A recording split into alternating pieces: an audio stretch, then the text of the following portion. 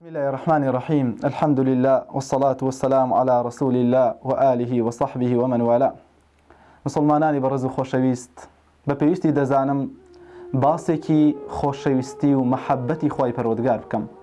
خوای گەورە فەرمێت قل إن كنتم تحبون الله فاتبعوني يحببكم الله.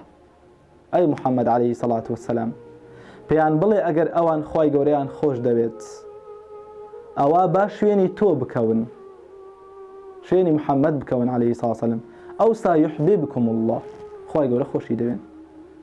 کەواتە بەڵگای خۆشەویستی چی بوو بەڕێزەکانم؟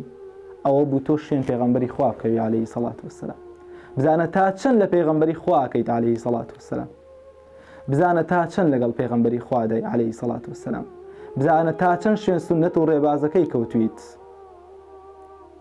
بزانە تا چەند مزگەوتەکانی پێغەمبەری خوات عليه الصلاة والسلام جێ نەهێشتووە، بزانە تا چەند سەڵاواتی لێ دەیت، بزانە تا چەند گوێڕایەڵی پێغەمبەری خوا ئەکەیت. ئەوە بەڵگەیە بەدەستەوە بۆ ئەوەی کە تۆ خوات خۆش دەوێت. وەکەوات کرد یەقینت هەبێ خوای گەورەش تۆی خۆش دەوێت، يحببكم الله، خوای گەورەش ئێوەی خۆش دەوێت.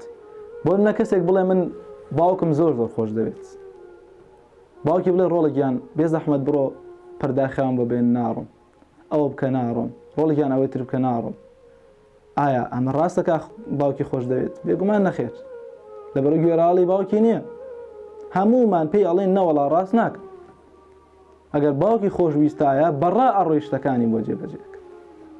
بۆیە کە تۆش ئەڵێی خوام خۆشەوێت، کە هەر تۆ دروست بووی بۆ ئەوەی خوات خۆش بێت، بۆ ئەوەی بەتەنها خوات خۆش بێت. وثبت أتباع الحبيب في أفعاله وأقواله وأخلاقه. ئەوسا کێ جیابوونەوە؟ خاوەن بەڵگەکان کێ بوون؟ ئەوانە بوون کە شوێن پێغەمبەری خوا کەوتبوون لە کردەوەکانی، لە قسەکانی، لە ئەخلاقەکان.